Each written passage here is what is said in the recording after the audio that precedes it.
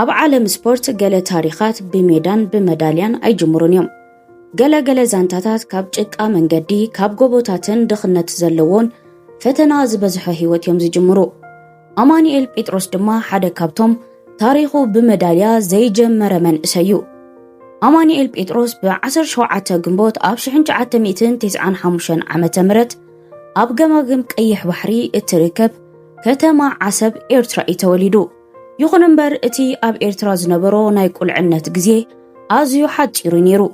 ገና 2 ዓመት ከይመልኦም ከሎ ኣዲኡ ንኣማንን ኣሓቱን ሒዛ ናብ ኢትዮጵያ ትግራይ ገዓዘት። ኣማኒኤል ገና ብህፃንነቱ ከሎ ካብ ኤርትራ ስለዝወፀ ኣብ ኤርትራ ኣብ ዓሰብ ዝነበሮ ህይወት ብዙሕ ኣይዝክርን እዩ። እቲ ጽቡቕ ገይሩ ዝዝክሮ ክፋል ንእስነት ህይወቱ ድማ ካብ ትግራይ ዝጅምር። ህፃንነቱ ከም ናይ ሓደ ሻምፒዮን ዓለም ኣይነበረን። ዘመናዊ ማእከል መሰልጠኒ ኣይነበሮን። ፕሮፌሽናት ኣሰልጠንቲ እውን ኣይነበርዎን። ብሳይንስ ዝተደገፈ ኣመጋግባ እውን ኣይነበሮን። ከምኡውን ፍሉይ መሳርሒ ስፖርት እውን ኣይነበሮን። ንሱ ኣብ ናይ ገጠር ህይወት ዝነብር ቆልዓ እዩ ነይሩ። ብከብትን ኣሓን ጠለበጊዕን ኣናህብን ከምኡውን ደርሁን ተኸቢቡን እንዳረኣየን ይዓብዩ። ኣማኒኤል ኣብ ንእስነቱ ካብ ሕብረተሰቡ ዝተማህሮ ሓደ ነገር ነበረ። ንሱ ድማ ቆልዑ ገና ብንእስነቶም እንከለዉ ንስድርኦም ክሕግዙ ከም ዘለዎም ነይሩ። ስለዚ ድማ ካብ ቆልዑኡ ጀሚሩ ንስድራ ቤቱ ብዓቕሙ ኣብ ስራሕ ይሕግዞም ነይሩ። ሽዑ ህይወት ንዕኡ ቀላል ኣይነበረትን። ነገር ግን ኣብ ውሽጡ ሓደ ባህሪ እንዳሓየለ ይኸይድ ነበረ። ንሱ ድማ ጽንዓት ነይሩ። ህይወት ኣማኒኤል ቀላል ኣይነበረትን። ሓደ ካብቲ ናይ ንእስነት ዘጋጥሞ ዝነበረ ዓብብድሆ ድማ ናብ ቤት ትምህርቲ ንምኻድ መዓልታዊ ነዊሕ መንገዲ ንኽጓዓዝ ይግደድ ነይሩ። ንቤት ትምህርቲ ንምኻድ ጥራሕ ኣስታት 6 ኪሎ ሜትር ይጓዓዝ። ካብ ቤት ትምህርቲ ንገዛ ንምምላስ እውን ተመሳሳሊ 6 ኪሎ ሜትር ይጓዓዝ ነበረ። እዚ ማለት ድማ መዓልታዊ ክሳብ 10 ኪሎ ሜትር ይጓዓዝ ነይሩ። እቲ ዘገርም ግን ሓደ መዓልቲ እውን ብዘይ ጫማኡ ነቲ ነዊሕ መንገዲ ዝጓዓዞ ነይሩ። ሽዑ ዝነበረ ነዊሕ ጉዕዞ ኣማኒኤል ንምድላው ማራቶን ወይ ከኣኒ ኦሎምፒክ ንምዕዋት ኣይነበረን። ናብ ቤት ትምህርቲ ንምኻድ ጥራዩ ነቲ ነዊሕ ጉዕዞ ዝጓዓዞ ነይሩ። እንተኾነ ግን እቲ መዓልታዊ ዝጓዓዞ ዝነበረ 12 ኪሎ ሜትር መንገዲ ንሱ ከይፈለጠን ነብሱ ከይተረድኦን ንነብሱ ንነዊሕ ጉዕዞታት የዳልዋ ነበረ። ኣእጋሩ እውን ዝያዳ ተሪረን እየን። ኣእምርኡ እንተኾነውን ወላ ደኺምካ ጉዕዞኻ ቀጽል እንዳበለ ትብዓትን ጽንዓትን ከም ዝምሃር ገይርዎ እዩ። ናይ ንእስነት ሕልሚ ወይ ከኣኒ ድሌት ኣማኒኤል ኣብ መጀመርታ ኣትሌት ምዃን ኣይነበረን። እቲ ዝነበሮ ፍቕሪ ምስ ኩዕሶ እግሪ ነበረ። ከም ብዙሓት ንኣሽቱ ኣወዳት ቆልዑ እውን ኣብ ከባቢኡ ኩዕሶ እግሪ ክጻወት ይደሊ ነበረ። ይኹን እምበር ኣብ ውድድር ጉያ ኣብ ቤት ትምህርቲ ክሳተፍ እንከሎ ብተደጋጋሚ ይዕወት ነይሩ። ብድሕሪዚ ግን ሓደ ነገር ቀስ ብቐስ ግልጽ ክኸውን ጀሚሩ።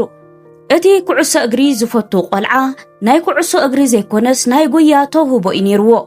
እንተኾነ ግን ህይወት ናይቲ ኣትሌት መንእሰይ ብስፖርት ጥራሕ ዝተመልአት ኣይነበረትን። ኣማኒኤል ከም ዝበሎ ድማ ኣብቲ ዝዓበየሉ ትግራይ ግጭትን ዘይርጉእ ኩነታትን ነበረ። እዚ ድማ ንኣእምርኡ ጽልዋ ይሕደረሉ። ጸኒሑ እውን ሓደ ሕቶ ኣብ ኣእምርኡ ቀስ ብቐስ ይዓቢ ነበረ። ንሱ ድማ ኣብዚ ደ ክነብር ወይስ ካልእ መንገዲ ክደልለኒ ዝብሉ ውሽጣዊ ሕቶታት ነበርዎ። እቲ ሕቶታት ቀሊል ኣይነበረን። ምኽንያቱ ንኣማኒኤል እዚ ጉዳይ ስፖርት ጥራሕ ኣይነበረን። እዚ ብዛዕባ ህይወቱን መጻኢኡን ዝቕይረሉ ዓብ ውሳኔ እዩ። ስለዚ ድማ ካብ ኢትዮጵያ ክወፅእ ነበሮ። እቲ ዝኸበደ ክፋል እቲ ዝወሰነ ውሳኔ ኣይነበረን። ኣማኒኤል ባዕሉ ከም ዝገልጾ ንኣዲኡ ከይነገረ ይኸይዱ። ምኽንያቱ ኣዲኡ እንተደኣ ፈሊጣ ከም ትኽልክሎን ከም ዘይትሰዶን ስለዝፈልጥ ስለዝነበረ እዩ ኣብ ንኡስ ዕድሚኡ ካብ ገዝኡ ወፂኡ ከቢድ ውሳኔ ወሲዱ። ናይ ብዙሓት መንእሰያት ስደተኛታት ጉዕዞ ካብ ኢትዮጵያ ብሱዳንን ሊብያን ባሕሪ ሜዲተርንያ ኣቢሎም እዮም ናብ ኢሮጳ ዝሓልፉ። ጉዕዞ ኣማኒኤል ግን ከምዚ ነበረን። ኣማኒኤል ባዕሉ ከም ዝገለጾ ብሱዳንን ሊብያን ኣቢሉ ኣይከደን። ካብ ኢትዮጵያ ብነፋሪት ገሪኡ ኣብ ፍራንክፈርት በፂሑ። ኣብቲ እዋን ሓደ ሰብ ከም ዝሓገዞ እዩ ዝዛረብ። እቲ ሽዑ ወዲ 16 ዓመት ቆልዓ ዝነበረ ኣብ ነፋሪት ኮፍ ኢሉ ከሎ እንታይ ከም ዝጽበዮ ኣይፈለጠን ነይሩ። ድሕርቲ ጉዕዞ ኣብ ፍራንክፈርት ምስ ወረደ ሓደ ነገር ብቕጽበት ተረድአ። እታ ከተማ ከምቲ ዝዓበየሉ ትግራይ ኣይነበረን። እታ ከተማ ብዙሑል ኣየርን በረድን ተቐቢላቶ ኣብቲ እዋን እቲ ወዲ 16 ዓመት ቆልዓ ነቲ ዛሕሊ ዝከላኸለሉ ዝድርቦ ጃኬቱን ኣይነበሮን ቋንቋ ይፈልጥንዩ ሰባት እውን ኣይፈልጥንዩ ኩሉ ነገር ንዕኡ ሓድሽ ነበረ ብድሕሪ እውን ካብ ፍራንክፈርት ናብ ቢሊፈልድ ተወሰደ ኣብኡ ከዓ ኣብ መዕቆቢ ስደተኛታት ተዓቆበ እቲ ሓድሽ ህይወት ኣማኒኤል ድማ ሽዑ ይጀሚሩ ኣብ መጀመርታ ኣማኒኤል ኩዕሶ እግሪ ክጻወት ጀመረ እቶም ዝከናኸንዎ ዝነበሩ ሰባቱን ምስ ሕብረተሰብ ክላለን ቋንቋ ጀርመን ክመሃርን ኩዕሶ እግሪ ንኽጻወትን ሓጊዞሞ ኣማኒኤል ዝዓበየሉ ሕብረተሰብን ናይ ጀርመን ባህልን ኣዝዩ ዝተፈላለየ ነበረ እቲ መንእሰይ ቆልዓውን ንኹሉ ባህልን ቋንቋ ነታ ሃገር ቀስ በቐስ ተማሃሮ ከምኡውን ኣማንነት ዝነበሮ ጽቡቕ ብቕዓትን ተውህቦ ናይ ጉያን ፈጺሙ ኣይረስዖን ንሱ ወላኳ ኩዕሶ ክጻወት እንተደለየ ግን ኣብ ሜዳ ዝተራእየ ተውህብኡ ናይ ኩዕሶ ዘይኮነስ ናይ ጉያ እዩ ነይሩ በድሕሪኡ ኣማኒኤል ምስ TSVE ብሊፈልድ ኣትሌቲክስ ክለብ ተጸንበረ ኣብኡ ድማ ንመጀመርታ ግዜ ሙሉእ ናብ ስፖርት ዝተመርኮሰ መንገዲ ረኸበ ናይ ሞጌይ ጫማ ረኸበ ኣሰልጠንቲ ረኸበ ከምኡውን ዓብ ዕድል ረኸበ ንሱ ነቲ ዝረኸቦ ዕድላት ኣየባኽኑን ከባቢ ወዲ 17 ዓመት እንከሎ ኣብ ሓደ ከቢድ ውድድር 10 ኪሎ ሜትር ኣብ 37 ደቂቕ ጎይ ወዲእዎ እዚ ድማ ንሓደ ጀማሪ ኣትሌት መንእሰይ ዓብ ምልክት ነይሩ ከምኡውን ኣብ ዓመተ 2012 ዓመተ ምህረት ናብ ጀርመን ካብ ዝመጽእ ድሕሪ ቁሩብ ኣዋርሕ ኣብ ቦርሆውዛዘን ናይ 5000 ሜትሮ ውድድር ኣሸነፈ ኣብ እውን ሪከርድ ኣቐመጠ እቲ ቀደም ኣብ ገጠራት 12 ኪሎ ሜትር መዓልታዊ ንቤት ትምህርቲ ዝጓዓዝ ዝነበረ ቆልዓ ኣብ ጀርመን ኣትሌት እናኾነ ነበረ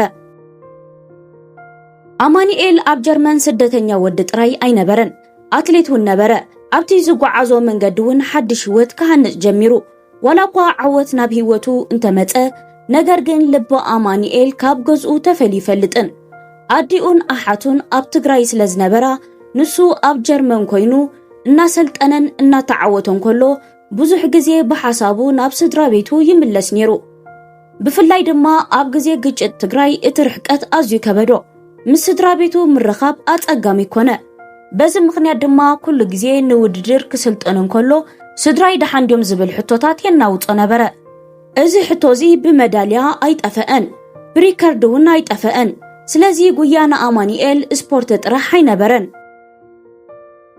ንገለ ሰዓታት ካብ ኩሉ ጭንቀት ዝርሕቀሉ መንገዲ እውን ነበረ ክጎይ ከሎ ንገለ ግዜ ፍርሑ ይርስዖ ጭንቀትን ሸቕሎትን ይርስዖ እሞ ኣብ ናይ ጉያ መንገዲ ጥራይ ዘተኩር ብኸምዚ ኣቢሉ ድማ ቀስ ብቐስ ናብ ዓለም ዝምልከቶ ዓብ ኣትሌት ክቕየር ጀመረ ታሪኽ ኣማኒኤል ግን ኣብዚ ተወደአን ምኽንያቱ ድሕሪ 1 ዓመት ወይ ከኣኒ 2 ዓመት ብቁልጡፍ ክርሳዕ ዝኽእል ሰባይ ነበረን እዛ ዓወታት መጀመርቱ እዩ ነይሩ ካብ ናይ ገጠር መንገድታት ተበጊሱ ናብ መድረኽ ዓለም ወፀ ካብ ንኣሽቱ ውድድራት ናብ ናይ ጀርመን ሻምፒዮንነት ካብ ናይ ጀርመን ሻምፒዮንነት ናብ ኦሎምፒክ ካብ ኦሎምፒክ ናብ ናይ ጀርመን ሪከርድታት ካብ ሪከርድታት ድማ ናብ ናይ ዓለም ሻምፒዮን በቕዐ ኣብ መወዳእታ ድማ ናብ ላዕለዋይ ደረጃ ኤውሮጳ በጽሐ ሎሚ ስም ኣማኒኤል ኣብ መድረኽ ዓለም ቆይሙ ሰባት ስሙ ክጽውዑ እንተሰማዕኩም ነዚ ዘሎ ናይ ዓወት ምስሉ ጥራሕ ኣይትርአዩ ኣብ ድሕሪኡ ዘሎ ታሪኹ ዘክሩ